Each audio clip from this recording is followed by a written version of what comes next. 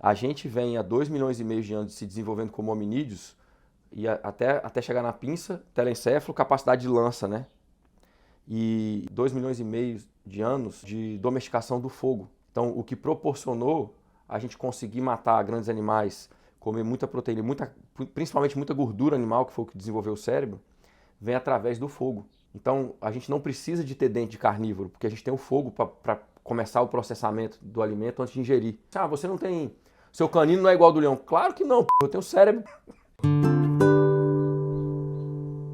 O gorila ele tem que comer um percentual muito grande do peso dele todo dia em matéria orgânica para se manter, né? Ele chega a ser 10 vezes mais forte do que a gente. O que as pessoas não falam é isso, é que ele tem que passar o dia inteiro comendo, porque ele não tem nutrientes suficientes na comida dele. Em alguns casos, quando eles entram em déficit nutricional, eles comem o próprio cocô, que é para reprocessar de novo e tentar absorver o máximo possível. Sacou? Se você visitar todas as tribos, nações, etnias, como você queira chamar, mas que hoje ainda estão muito ligadas com o seu habitat natural, todas elas são onívoras, mas todas elas têm um percentual de ingestão de proteína animal muito grande. Né? O pessoal, os caçadores e coletores do Kalahari, a grande parte das tribos indígenas, que elas funcionam numa predação diferente do ser humano, na pesca e na caça, muito dentro da biocapacidade do lugar onde eles vivem. Né? A gente pode criar sistemas alimentares que eles são abundantes, que eles caminham com a sucessão natural, então eles vão aportar cada vez mais animais de grande porte, e esses animais vão servir para o nosso alimento. Mas é isso, nós fazemos parte das cadeias alimentares. Então sempre vão haver muito mais animais que nós comemos do que a gente. Enfim, é a pirâmide, por isso que é chamado também de pirâmide alimentar. Né? Sempre você vai ter muito mais ruminantes do que felinos em qualquer savana, em qualquer pradaria. Sempre você vai ter, mesmo nas florestas, que são ambientes diferentes das savanas, mas são lugares de solo raso, né? Onde a fertilidade está para cima do solo, tá? Nas várias camadas do sistema florestal. Nesses lugares você também tem os caçadores felinos de grande porte. Você tem a onça, você tem alguns macacos que caçam e tal. Você não tem os animais que caçam em bando, né? Mas continuam tendo felinos predadores muito grandes. Sempre você vai ter mais anta do que onça.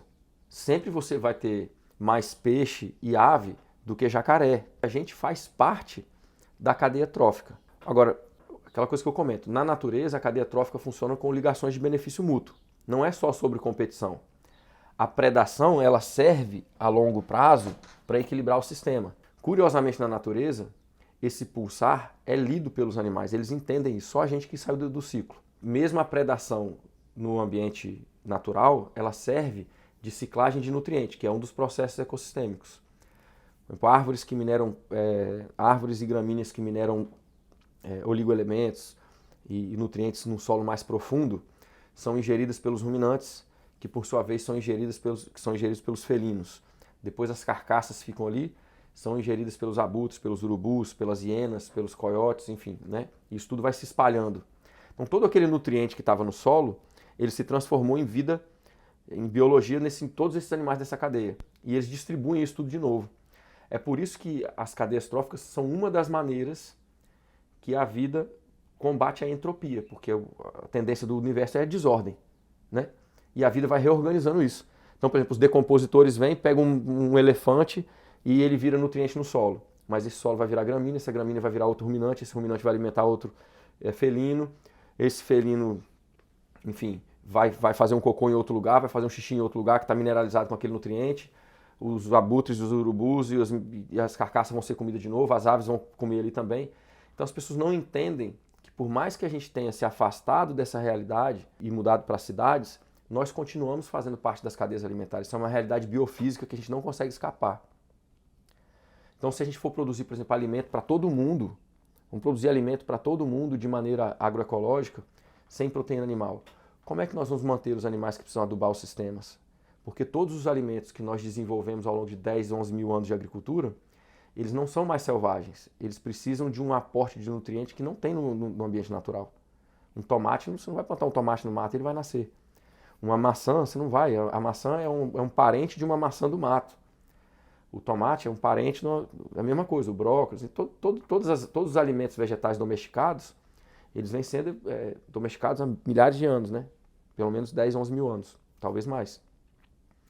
Então eles não se reproduzem mais no ambiente natural com a mesma vitalidade. A gente precisa adubar. De onde vem o adubo? Tem que vir do animal. Então a gente não consegue escapar as cadeias tróficas. E as pessoas tentam de toda forma escapar isso. Mesmo no Brasil, as pessoas falam assim, mas o Brasil é tropical. Não, já é uma miopia ecológica de novo. O Brasil tem alguns ecossistemas que se prestam a pradarias. Nós tínhamos animais de grande porte da megafauna que viveram entre vários mil anos atrás, né, na divisão do Pleistoceno com o Holoceno, e vieram até agora o que o pessoal está chamando de Antropoceno. Mas eles vieram até mais ou menos 4 mil anos atrás. Então a gente tinha um tatu gigante, a gente tinha um animal que parecia uma mistura de um cavalo com uma anta, a gente tinha mamutes, a gente tinha dente de sabre, a gente tinha um tatu que parecia quase do tamanho de um fusca, 500 quilos de animal. Toda essa megafauna, ela estava presente no Brasil. Curiosamente, aonde que a gente acha ela?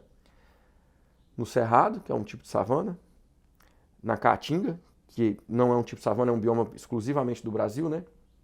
Mas você acha eles nessa faixa, que é uma faixa mais de savana. E então, assim, a miopia qual que é? A gente tem a costa de floresta tropical, que vai desde a floresta tropical até a floresta temperada úmida, né, aqui no Rio Grande do Sul. A gente tem alguns tipos de floresta, mas a gente tem o cerrado, a gente tem a caatinga, a gente tem o pampa. Então nós temos biomas que não são exclusivamente florestados. Nós temos biomas onde o componente arbóreo não predomina, ele é menor. Então mesmo no Brasil, se a gente for pensar as questões florestais, é a mesma coisa. A gente se afastou, mas como é feita uma ciclagem de nutrientes, por exemplo, na floresta? Qual que é o vestígio de civilização mais avançada no meu conceito que a gente tem hoje? É a civilização da bacia amazônica, que precedeu a chegada dos invasores e que deixou a terra preta de índio. É um solo de mais de 2 metros de profundidade, que é um solo feito pelo ser humano. Como que aquele solo era feito? Era usado biochar, as pessoas eram enterradas em potes, os animais eram enterrados em potes. Então você via que era uma civilização que tinha uma consciência da ciclagem de nutrientes muito forte. Nós não temos isso mais. A nossa civilização depleta o solo. Eles deixaram uma poupança de solo e nós deixamos um déficit de solo para quem vem depois. Então olha que louco isso. Essa civilização que entendeu a ciclagem, que entendeu a compostagem, deixou a terra preta de índio. São 2 metros de solo profundo, no lugar que, naturalmente, é a floresta tropical, o solo é o mais raso. Na natureza, onde estão os solos mais profundos? Savanas e pradarias. De novo, grandes ruminantes da megafauna, grandes animais angulares, em movimentos migratórios constantes, e eles fazem a decomposição das gramíneas. A decomposição das gramíneas, porque as árvores perdem as folhas, caem na floresta e compõem a serrapilheira. Por exemplo, na floresta a gente teria os ancestrais dos porcos, né? São alguns dos animais que fazem a decomposição biológica da serrapilheira e dos nutrientes na floresta. A anta, o cachaço, o porco do mato, as aves que tem ali, tatu, paca, cutia, né? São animais da floresta. Eles fazem ajudam nessa decomposição biológica da matéria orgânica que cai no chão. Nas savanas, a matéria orgânica não cai no chão, as gramíneas não perdem a folha. Então elas ficam velhas, ficam marrom, e aí se aquilo não é comido, se aquilo não é pastejado, passa a decompor quimicamente, passa a oxidar. Como é que nesses lugares onde a umidade relativa do ar e as chuvas não são regulares, ou seja, de 6 meses até 9 meses, tem lugares que é mais de 9 meses de seca durante o ano, como que a gente faz uma decomposição biológica da matéria orgânica? A gente só consegue fazer com ruminantes. Eles têm 4 estômagos, eles conseguem comer a lignina, conseguem comer aquilo ali, aquela celulose, conseguem transformar aquilo numa proteína de altíssima qualidade, entra na lógica das cadeias tróficas de novo, aquilo é predado, obviamente, né?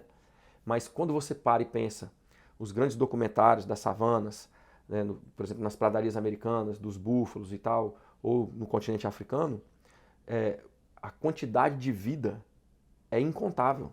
Você não consegue contar. Então aquele lugar, quanto mais animal tem, mais abundante ele fica. Agora, como é que a gente parte de um paradigma desse, onde esses animais fazem a decomposição biológica, criam solos mais profundos que a gente tem no planeta? A gente parte desse paradigma e diz que a pecuária degrada.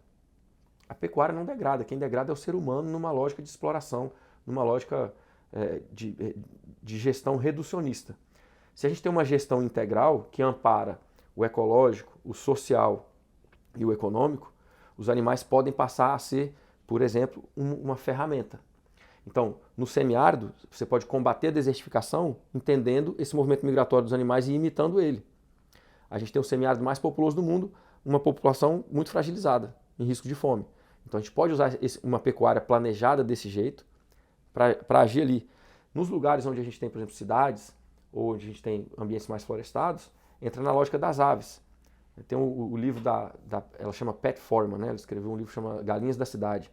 Então, nesse livro, ela fala de alguns experimentos com as cidades. Cidades, curiosamente falando, na ordem das cidades pequenas, até 100 mil habitantes. E em lugares mais úmidos, né? Nessa lógica da gente entender os diferentes animais, como eles se comportam, como eles podem nos ajudar a lidar com a decomposição biológica dos resíduos. A gente precisa fazer decomposição biológica. A decomposição química é o que gera o metano, a decomposição químico-oxida é o que gera carbono no ar, né? É inclusive das grandes emissões do agro. Pouca gente fala sobre isso, mas o agro emite muito CO2 para a atmosfera, porque oxida muito, né? Revira muito solo, deixa a planta esturricar, enfim. Então, a Pat Foreman fala nesse livro, na Galinhas da Cidade, na cidade de Vermont, eu não vou lembrar agora quantas galinhas eram, mas eles começaram a pegar o resíduo dos jardins, as podas, os cortes de grama e tal, e os resíduos orgânicos da cozinha, e fazer uma coleta separada e colocar isso numa estação de compostagem. Essa estação tinha um número de galinhas muito grande, eles recebem o resíduo, cobrem com essa matéria orgânica por cima, com a matéria de carbono, não tem cheiro, não evapora, e as galinhas começam a agir nesse composto. Elas começam a ciscar, elas começam a defecar, elas começam a revirar. Elas cumprem o papel de grandes máquinas, né? Se não tivessem as galinhas ali, teria que usar ainda mais máquina no empilhamento, para revirar, enfim, fazer toda a questão da compostagem. Essa forma de lidar com o resíduo, ela parte do ponto de vista de uma gestão integral.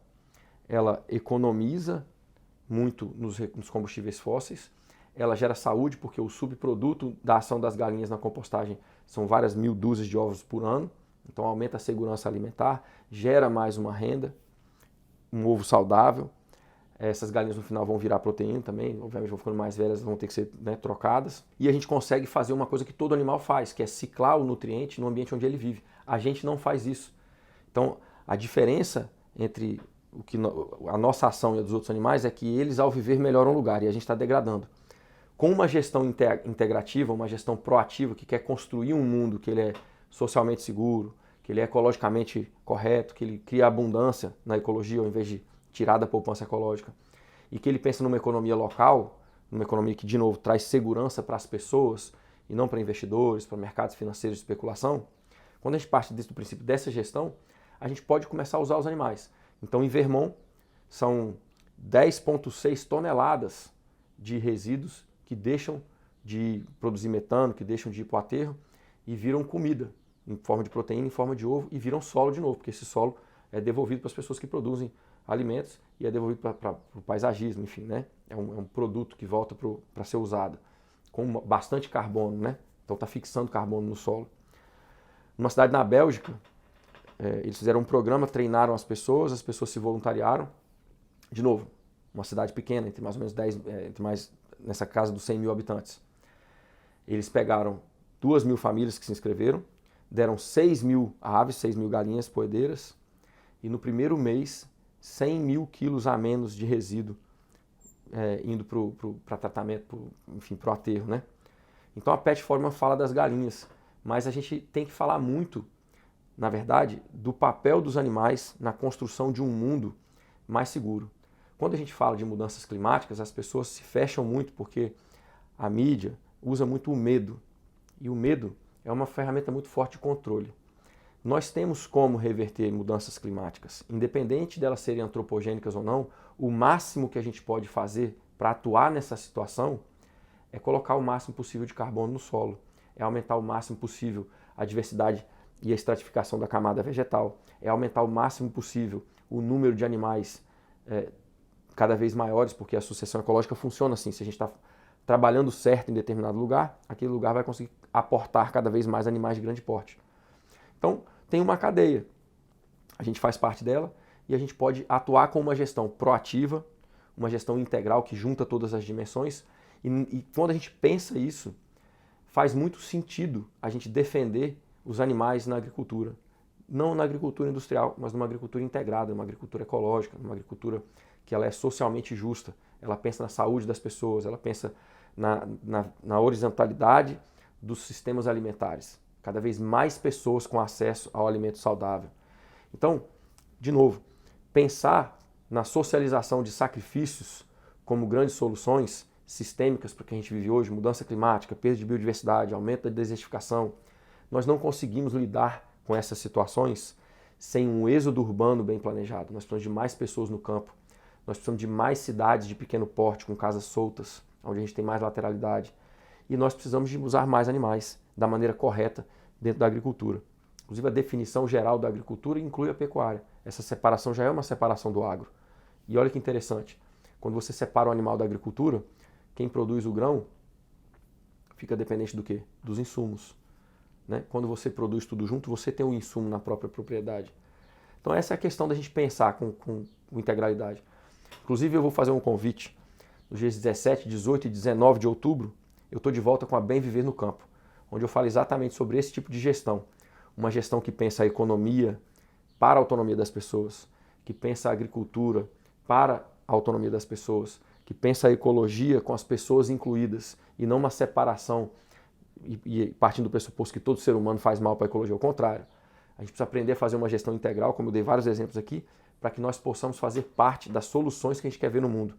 A Bem Viver no Campo é sobre isso. Como que você pode viver, planejar o seu viver com lucro, usar esses serviços para que você tenha uma viabilidade para viver com qualidade de vida e poder se fixar no campo, construindo o sonho que você quer, que é estar mais perto da natureza e com uma vida em prol da natureza. 17, 18 e 19 de outubro, clica aí no link, eu te vejo lá nas aulas. Um abraço. A civilização ocidental não consegue lidar com isso, né? O Bill Mollison conta uma piada, né? O Bill Mollison é o cara da permacultura, ele conta uma piada dando aula, né? Que ele fala assim que ele foi trabalhar com os caras no Kalahari, lá no deserto da África lá e tal. Chegou de noite e começou a ter leão em volta do acampamento, né? E ele ficou desesperado, né? Aí lá, né, os caras falam assim, pô, mas você tem medo? Ele falou assim, claro que eu tenho medo, pô. Aí os caras contam a história pra ele e falam, não, pô, mas isso aí é normal. Quando eles não atacam a gente faz o fogo, a gente já tá acostumado a conviver assim e tal. E aí também, se acontecer da gente ser comido pelo leão, não tem problema, porque a gente passa a viver como leão. Tipo assim, eu vou viver dentro do leão, sacou? Aí ele conta a piada e fala assim, não, mas lá na Austrália não funciona assim não. Os caras, não funciona não. Não, lá na Austrália quando o leão come a gente vira bosta de leão, eu não quero ser comido não. Aí ele fala que os caras ficaram morrendo de rir, né? Gargalhando assim, que os leões foram embora de tanto barulho, sabe? Aí ele falou assim, aí os caras riram, os leões foram embora e dormiram. Ele falou assim, eu fiquei acordado a noite inteira do lado da fogueira. Tipo, pra não ser comido, sabe? Aí tem umas paradas muito loucas, que eu não sou religioso, né? Mas do pó viestes e ao pó voltarás, né? É a ciclagem de nutriente, velho. É sério, cara, o negócio da Bíblia é a ciclagem de nutriente. O pensamento desses povos tradicionais africanos lá que o Bill Mollison estava com eles é exatamente isso. Tipo, eu vou deixar de existir nessa forma, eu vou existir em outra forma. É o ciclo, né? E o lance da Bíblia tem esse negócio, né? Vieste do pó e ao pó voltarás. É isso, vem do solo e vai voltar pro solo, não tem jeito, velho. O Lutzenberger, que era um ecologista brasileiro, que morreu, um cara muito bacana. Ele é pouco... O Brasil tem isso, né, cara? Reconhece pouco as pessoas, assim.